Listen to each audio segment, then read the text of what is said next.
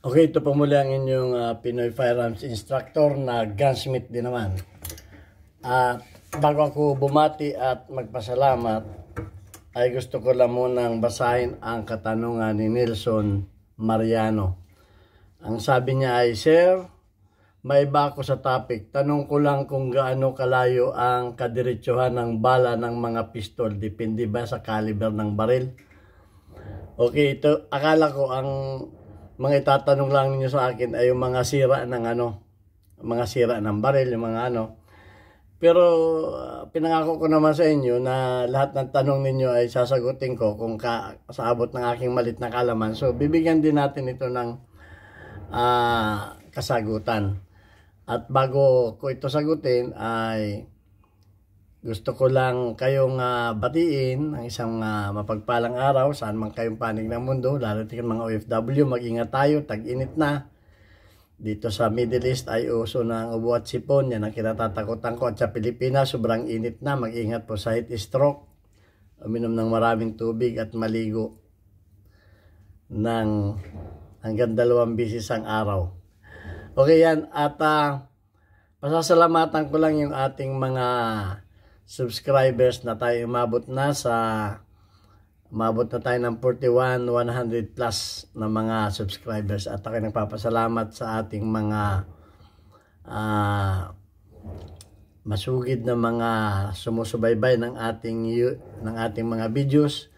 Maraming salamat sa inyong pag-share, pag-like, at sa magaganda ninyong comment. Basahin ninyo yung mga comment dahil yung aking sagot ay kulang, nadadagdagan. Marami talaga tayong magagaling na mga follower. Marami pa. Dahil iba-iba naman ang experience natin. Kaya ibang experience ko, iba naman experience mo, ninyo.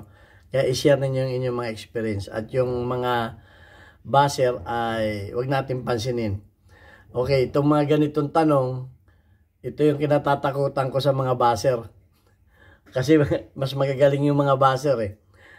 At hindi naman tayo nakikipagmagalingan. Okay, sasabihin lang natin yung ating nalalaman, at kung sa tingin ninyo ay kulang, di dagdagan ninyo. Meron kasi nagsasabi na mali daw yung paliwanag natin. Wala naman sinasabing tama. Eh, sabihin ninyo kung ano yung tama at nang malaman natin kung mali sa palagay ninyo sinabi ko, sabihin ninyo yung tama. Okay, at kung kulang, dagdagan ninyo. Ayan, at salamat to sa mga silent viewers dahil tayo ay dahil sa inyo ay natutulungan natin yung ating mga beneficiaries. Ginawa po natin ang ating YouTube channel hindi para madagdagan ang kita ko dito sa bilang isang firearms instructor, gunsmith dito sa aming kumpanya. 20 years na ako dito. Hindi po para madagdagan ang kinikita ko dito, Durasly. Kahit sabihin mo ako yung namamalimos, yan ay para sa ating mga beneficiaries. Kaya pinasasalamatan ko ang mga nagbigay dito sa ating GCash number. Okay, na nakatulong sa ating mga mag-aaral na nakapagbigay ng pandagdag na baon. Lalo tigit pinasasalamatan ko si Noli Peace America na nagpadala, na paggawa natin ng salamin, yung isa nating estudyante na may problema sa pagbabasa, at siya ay tuwan-tuwa. Ang batang yan ay achiever, napakatalino, kaya gusto rin maging professional balang araw. At yung yung huli mong pinadala, ibibili naman natin ng mga school supplies ng 6 na mga bata. Hangad ko talaga na lumaki pa yung ating YouTube channel. Yan ang hangarin ko. Dahil wala na tayong pinapag-aral, na marami pa tayong batang matulungan ng mga anak ng single parent. Okay, so yan lang. At dun sa tanong ni Nelson Mariano, Sir, sabi niya, gaano kalayo ang kadiretsuhan? Ibig sabihin yung trajectory, yung tuwid ng bala ng mga pistol. Depende ba yan sa caliber ng baril? Depende talaga yan sa caliber ng baril.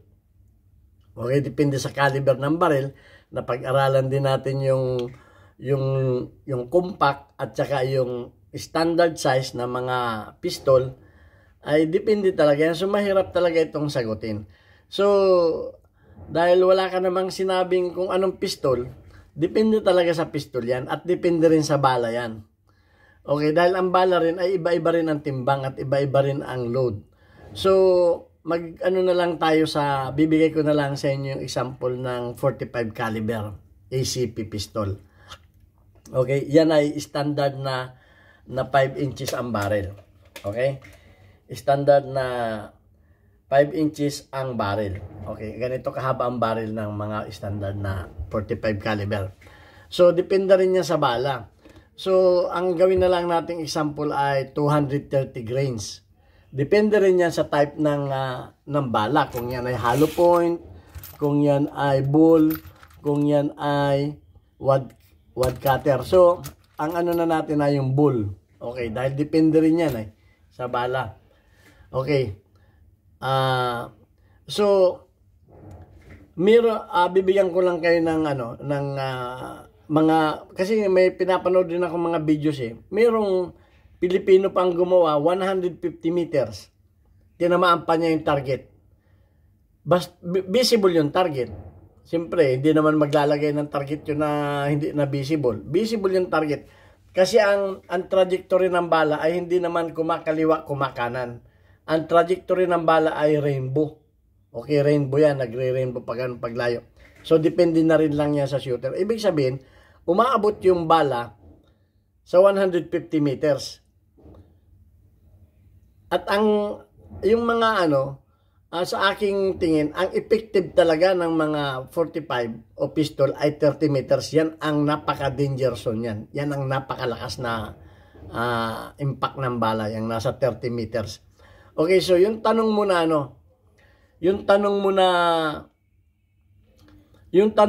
kagaano ang ka-straightan yung katuwiran, yung trajectory. Okay, dun sa aking seminar ay, kung aking natatandaan, ay sa 30 meters ay umpisa na, sa 30 meters dahil ang trajectory ng bala ay parang rainbow na ganon. Parang ganon. Sa 30 meters, pagdating ng 30 meters, yan ay bababa na. Bababa na. At pagdating ng 30 meters, yan ay, kumbaga, ang bala mo ay bumaba na ng 3 inches. 3 inches. Pagdating ng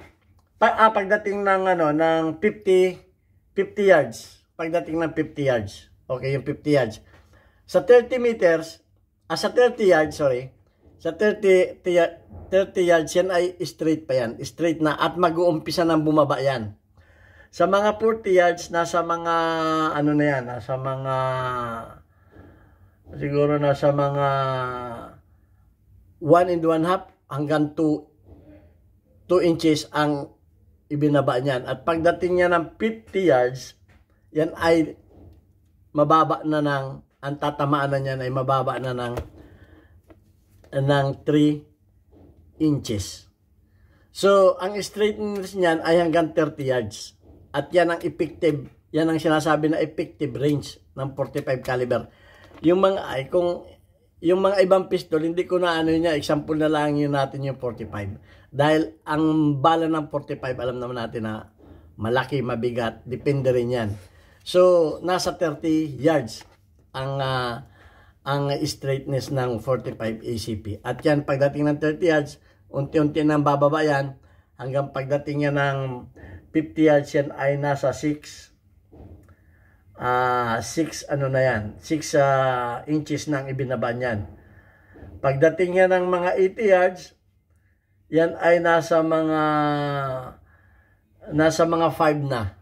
5. At pagdating niya nasa mga 5 na yan, pagdating ng mga 60 yards, ganito na ang binababa ng bala. Yan ay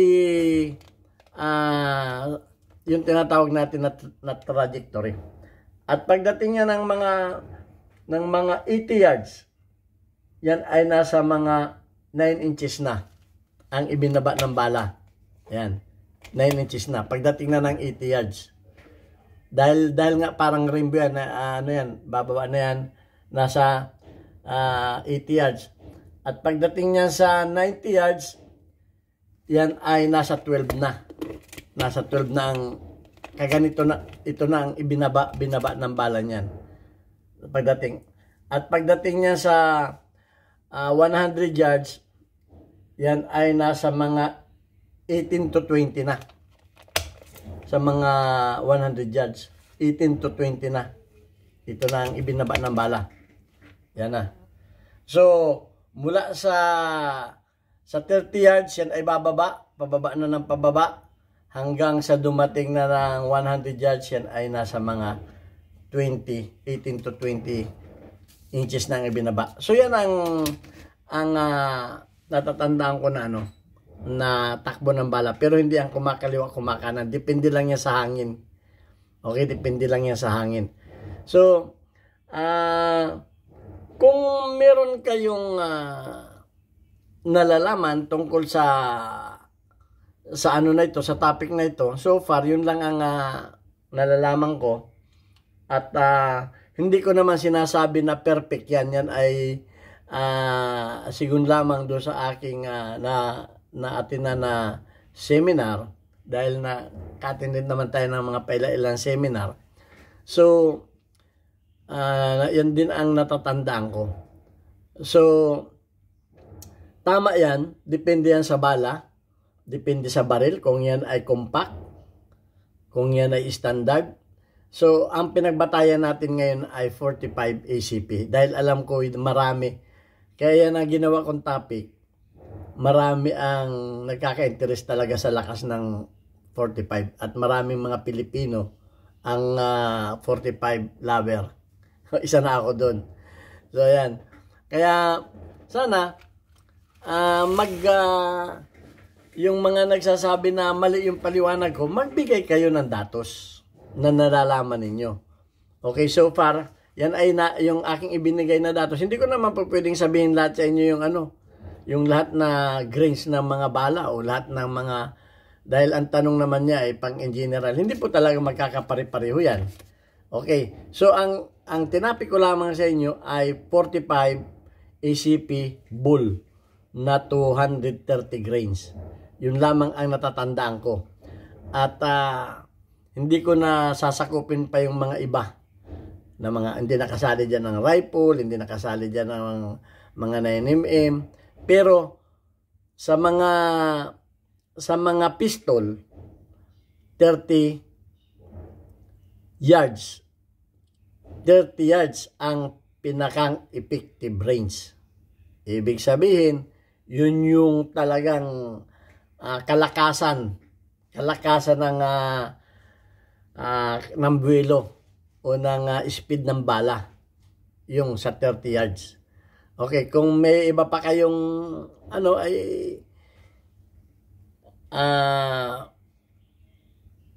kung may iba pa kayong idea, sabihin ninyong inyong mga ideas. Pero so far yan yung nakalap ko sa aking mga